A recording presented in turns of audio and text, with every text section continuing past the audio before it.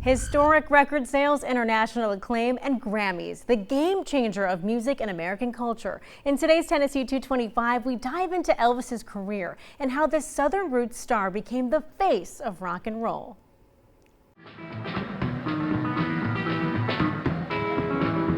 Well, listen to me, baby.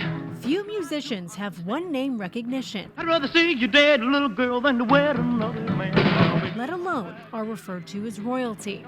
But one man has both. Elvis Presley, the King. Born on January 8, 1935 in Tupelo, Mississippi. His family moved to Memphis in 1948. Elvis grew up listening to country, pop, gospel, and R&B music.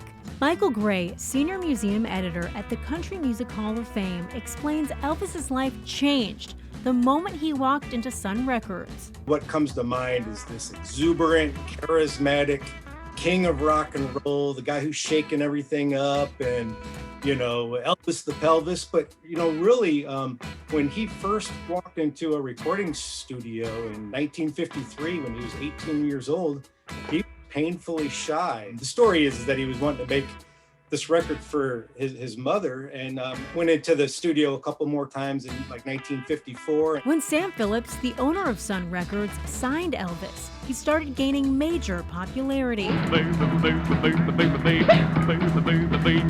way he dressed, the way he moved, even just the way he conducted interviews. I mean, he was really like a figurehead for rock and roll, but also a lightning rod for people who despised it. You know, he was very controversial. The King shook up the music world, leading RCA Records to sign Elvis in 1955. He started coming to Nashville to record. He recorded Heartbreak Hotel here, and then in 1957, because Elvis had made so much money for RCA Records, they opened up a studio here in Nashville on Music Row, which is now known as historic RCA Studio B. He recorded more than 200 songs there. By 1956, Elvis became one of the biggest names in music and eventually starred in more than 30 Hollywood films. Brigitte Cruz, a fifth-generation auctioneer with GWS Auctions, works with a lot of Elvis's memorabilia. We have some of the most iconic Elvis items of all time. We have a '68 comeback special guitar. It's a cherry red, vibrant guitar that he's photographed using so many times, so many iconic shots. This guitar was something that Elvis used at the peak of his career and was also displayed in the Rock and Roll Hall of Fame.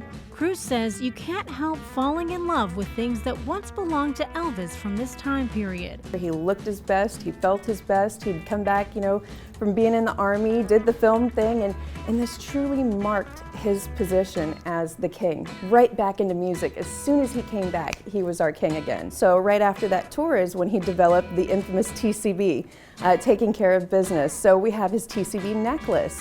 He had such a phenomenal life, so many different elements and aspects of Elvis. So I think that's probably my favorite part, is the educational side of things and really being able to be a part of preserving this history, because it's so important. Elvis wasn't always focused on fame, he was also a true family man. He married Priscilla Presley in 1967. They had their first and only child, Lisa Marie Presley, in 1968. Why can't you see? Oh. Elvis won several awards, including the Grammy Lifetime Achievement Award in 1971. One of his biggest accomplishments was the way that he broke down those racial lines between black and white, you know, R&B and country and pop. You know, he fused all that together. A few years later, fans were in disbelief with a tragic announcement. At 42 years old, Elvis died at Graceland on August 16, 1977, from a heart attack.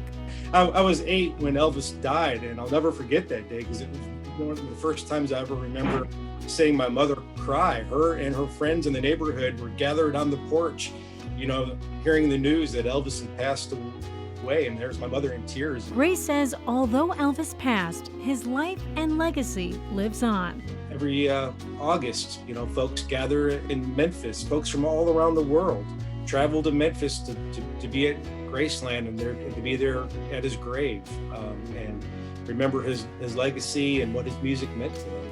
A burning love for music, and always taking care of business. Let's don't let a good thing die. During his lifetime, Elvis won 3 Grammys, all for gospel music. If you're looking for a little more conversation about the King, just head to WKRN.com for the full story.